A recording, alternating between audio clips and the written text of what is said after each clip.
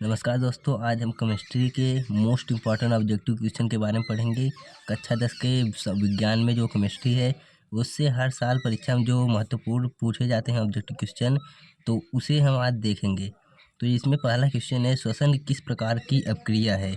तो श्वसन जब हम सांस लेते हैं तो हम हमारे मुख से जो देखेंगे तो थोड़ा बहुत ऊष्मा निकलती है, तो यह ऊष्माक्षेपी अपक्रिया हो गई। और दूसरा है, दूध से दही बनना कैसा परिवर्तन होता है। तो हम देखते हैं कि दूध में अगर कोई खट्टा चीज़ मिला देते हैं तो वो बाद में एक दिन बाद दही बन जाता है। तो यह है जो है वो रासायनिक परिवर्तन है। इसमें जो कीड़े मकोड़े होते हैं वो परिवर्तन कर देते हैं अम्ल के कारण। और तीसरा है, आलू चिप्स की थैली में कौन सी गैस भरी जाती है। तो उसमें आप देखेंगे चिप्स वगैरह में थोड़ा सा चिप्स रहता है लेकिन हवा ज़्यादा रहता है, तो उसमें नाइट्रोजन भरा जाता है ताकि जो चिप्स है वो कुरकुरा बना रहे। और चौथा है, लोहे को जिंक से लेपित करने की क्रिया को क्या कहते हैं। तो लोहे को जो संक्षारण से बचाने के लिए हम लेपित करते हैं उसे गैल्वेनीकरण कहते हैं। और पांचवा है, निम्न से बुझा चूना है। तो निम्न से बुझा चूना जो है वो है CaOH ट्वाइस, और बिना बुझा चूना कैल्शियम ऑक्साइड ये है। और लोहे पर जंग लगने की प्रक्रिया को क्या कहते हैं, तो इसे संक्षारण कहते हैं। लोहा जो है वो हवा तथा नमी के संपर्क में आता है तब वो जंग लग जाता है, इसी को संक्षारण कहते हैं। सतवां जो है वो पोटास एलम होते हैं। तो पोटास एलम एक साधारण लवण नहीं है, साधारण लवण नहीं है, यह है द्विक लवण। द्विक लवण मतलब होता है दो यौगिक बनते हैं। तो इसका सूत्र क्या होता है, K2SO4 into Al2SO4 thrice into 24H2O। तो द्विक लवण इसलिए है क्योंकि इसमें देखो ये एक यौगिक है, एक ये यौगिक, दो यौगिक से मिलकर बना है, इसलिए द्विक लवण इसे कहते हैं। और आठवां है, धातु की ऑक्साइड। धातु के ऑक्साइड जो होते हैं वो क्षारकीय प्रकृति के होते हैं। और शुद्ध जल का पीएच मान एकदम 7 होता है। न शुद्ध जल जो है वो न अम्लीय होता है, न क्षारीय, वह उदासीन होता है, इसलिए इसका पीएच मान 7। व्यंजक चूर्ण का रासायनिक सूत्र जो है होता है वो COCl2 होता है। और 11वां क्वेश्चन है, मोस्ट इंपॉर्टेंट, H2S विलयन का पीएच मान।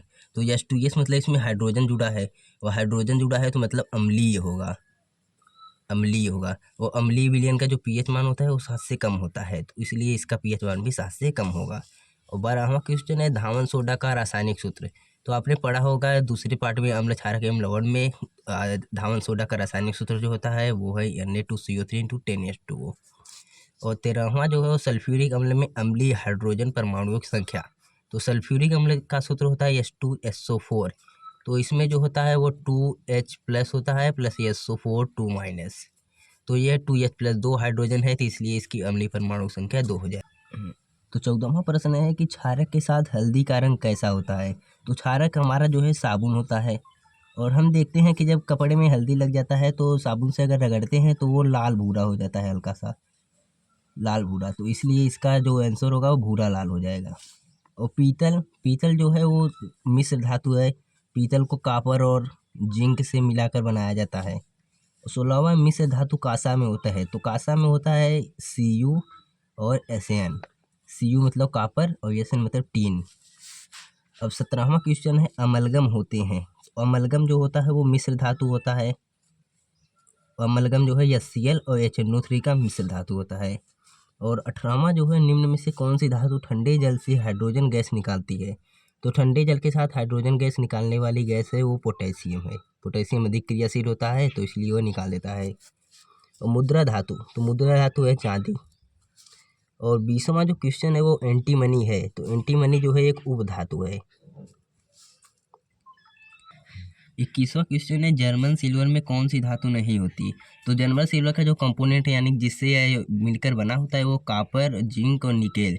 कापर 60% होता है, जिंक 20% होता है, निकेल 20%। तो कापर से बना होता है, जिंक से बना होता है, निकेल से, यानी कि ये चांदी से नहीं बना होता, इसलिए आंसर ये हो जाएगा। और 22वां है, निम्न में से किस यौगिक में एल्कोहली समूह उपस्थित है। एल्कोहल मतलब जिसमें OH समूह जुड़ा हो। आप देखेंगे इसमें भी OH आपको दिख रहा है, लगा है, लेकिन ये इसको जोड़ देंगे COOH हो जाएगा, यानी कि ये है कार्बोक्सिलिक समूह।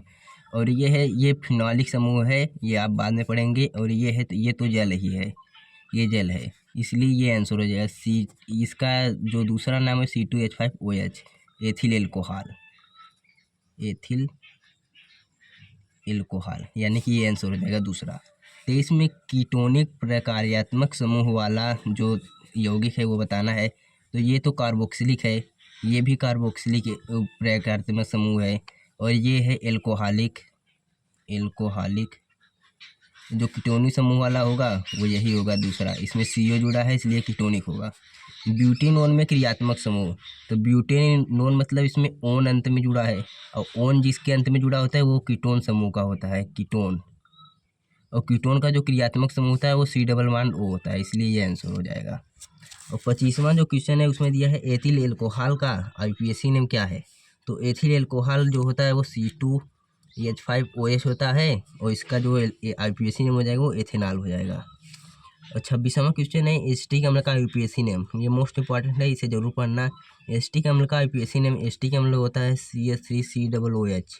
इसका जो IUPAC नेम होता है इसमें 2 कार्बन होते हैं इसलिए एथेन, और उसके बाद फिर जो कार्बोक्सिलिक अम्ल का जो प्रक्रियात्मक समूह होता है वो ओइक अम्ल होता है, इसलिए इसे एथेनोइक अम्ल बोलेंगे। और 27वां क्वेश्चन है एल्किन श्रेणी का प्रथम सदस्य। तो एल्किन श्रेणी में जो है वो C+C वाला चलता है, यानी कि 2 कार्बन रहने चाहिए। तो 2 कार्बन इसमें मेथेन में तो नहीं होते, एथेन मतलब ये तो एल्केन का हो जाएगा, हमें तो चाहिए एल्किन का, तो ये हो जाएगा एल्किन का, ये एल्काइन का है। कार्बोक्सिलिक एसिड समूह कौन है। 28वां क्वेश्चन है कि कार्बोक्सिलिक एसिड समूह कौन है। इसमें कार्बोक्सिलिक का जो होता है वो C+1OH होता है, तो इसलिए ये आंसर हो जाएगा दूसरा। 29वां का है चीनी का रासायनिक सूत्र। तो चीनी का रासायनिक बहुत इंपॉर्टेंट है, इसे जरूर पढ़ के जाना। तो ये है तीसरा C12H22O11। और तीसरा क्वेश्चन है CHO क्रियात्मक समूह के मूलक को क्या कहते हैं। तो हमें याद होना चाहिए कि CHO को एल्डिहाइड बोलते हैं, एल्डिहाइड, इसलिए ये आंसर हो जाएगा ये। अब हम जो है ये केमिस्ट्री के मोस्ट इंपॉर्टेंट जो ऑब्जेक्टिव क्वेश्चन है उसका वीडियो तो बता दिए हैं। इसके पहले हमने एक वीडियो बनाया था जिसमें साइंस के जो मोस्ट इंपॉर्टेंट क्वेश्चन है उसमें बताया था, तो हम डिस्क्रिप्शन में उसका लिंक दे देंगे, आप ज़रूर उसे चेक कर लीजिएगा। और आई होप कि आपको ये ऑब्जेक्टिव क्वेश्चन सभी समझ में आ गए होंगे। और वीडियो को लाइक शेयर सब्सक्राइब जरूर करें, और चैनल पर नए हो तो चैनल को सब्सक्राइब करें।